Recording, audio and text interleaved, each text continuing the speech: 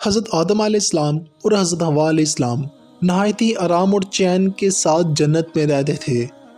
اللہ تعالیٰ نے فرما دیا تھا کہ جنت کا جو پھل بھی کھانا چاہو بے روک ٹوک سیر کرو اور تم دونوں کھا سکتے ہو، مگر صرف ایک درخت کا پھل کھانے کی ممانعت تھی کہ اس کے قریب بھی مت جانا۔ وہ درخت گیہوں تھا یا انگور وغیرہ تھا۔ چنانچہ دونوں اس درخت سے مدت دراز تک بچتے رہے، لیکن ان دونوں کا دشمن ابلیس برابر طاق میں لگا رہا۔ آخر اس نے ایک دن اپنا وسوسہ ڈال ہی دیا اور قسم کھا کر کہنے لگا کہ میں تم دونوں کا خیر خواہ ہوں، اور اللہ تعالیٰ نے جس درخت سے تم دونوں کو منع کر دیا ہے وہ شجر الخلد ہے، یعنی جو اس درخت کا پھل کھائے گا وہ کبھی جنت سے نہیں نکالا جائے گا۔ پہلے حضرت حوا علیہ السلام اس شیطانی وسوسے کا شکار ہو گئیں اور انہوں نے حضرت آدم علیہ السلام کو بھی راضی کر لیا۔ حضرت آدم علیہ السلام غیر ارادی طور پر اس درخت کا پھل کھا گئے، ورنہ حضرت آدم علیہ السلام نبی ہوتے ہوئے ہرگز اس درخت کا پھل نہ کھاتے، کیونکہ نبی تو ہر گناہ سے معصوم ہوتا ہے۔ بہرحال حضرت آدم علیہ السلام سے اس سلسلے میں اجتہادی غلطی سرزد ہو گئی، لیکن حضرت آدم علیہ السلام چونکہ دربار الہی میں بہت مقرب اور بڑے بڑے درجات پر فائز تھے، اس لیے اس اجتہادی خطا پر آپ کو سزا یہ دی گئی کہ فوراً ہی بہشتی لباس دونوں کے بدن سے گر پڑے اور یہ دونوں جنت کے پتوں سے اپنا ستر چھپانے لگے، اور اللہ سبحانہ وتعالیٰ کا حکم ہو گیا کہ تم دونوں جنت سے زمین پر اتر پڑو۔ اس وقت اللہ تعالیٰ نے حضرت آدم علیہ السلام سے دو خاص باتیں ارشاد فرمائیں۔ ایک تو یہ کہ تمہاری اولاد میں سے بعض کا دشمن ہوگا، کہ ہمیشہ آپس میں انسانوں کی دشمنی چلتی رہے گی، اور دوسری یہ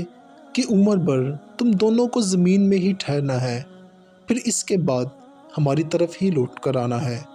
چنانچہ اس واقعے کا ذکر اللہ تعالیٰ نے قرآن مجید میں کچھ اس طرح سے کیا ہے۔ سورہ بقرہ۔ تو شیطان نے جنت سے انہیں گرش دی اور جہاں رہتے تھے وہاں سے انہیں الگ کر دیا، اور ہم نے فرمایا کہ نیچے اترو،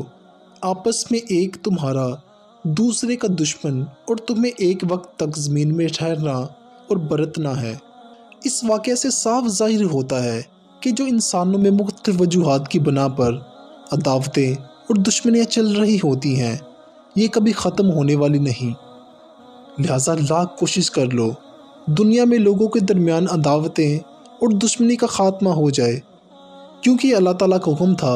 اس لیے عداوتیں کبھی ہرگز ختم نہیں ہو سکتی۔ کبھی ایک ملک دوسرے ملک کا دشمن ہوگا، کبھی مزدور سرمایہ دار میں دشمنی رہے گی،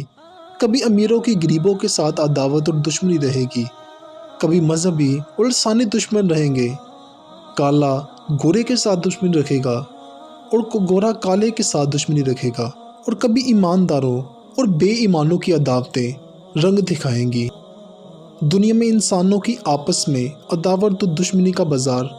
ہمیشہ ہی گرم رہے گا، اس لیے لوگوں کو اس کی رنجیدہ اور کبیدہ خاطر ہونے کی کوئی ضرورت نہیں ہے، اور نہ ہی اس عداوت اور دشمنی کو ختم کرنے کی تدبیروں پر غور و فکر کرنے کی اور پریشان ہونے سے کوئی فائدہ نہیں ہے، کیونکہ جس طرح اندھیرے اور اجالے کی دشمنی، آگ اور پانی کی دشمنی، گرمی اور سردی کی دشمنی کبھی ختم نہیں ہو سکتی، ٹھیک اسی طرح انسانوں میں آپس کی دشمنی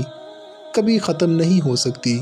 کیونکہ اللہ تعالیٰ نے حضرت آدم علیہ السلام کے زمین پر آنے سے پہلے ہی یہ فرما دیا تھا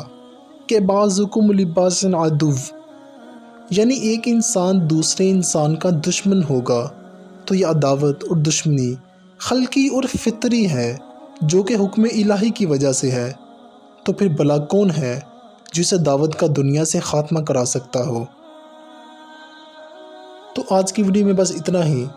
مجھے امید ہے کہ آج کی ویڈیو سے آپ کو کچھ نیا جاننے کو ملا ہوگا اور یہ ویڈیو آپ کو پسند آیا ہوگا۔ اگر یہ ویڈیو اچھی لگی ہو تو اس چینل کو سبسکرائب کریں اور اس ویڈیو کو لائک کریں۔ Thanks for watching this video. اللہ حافظ۔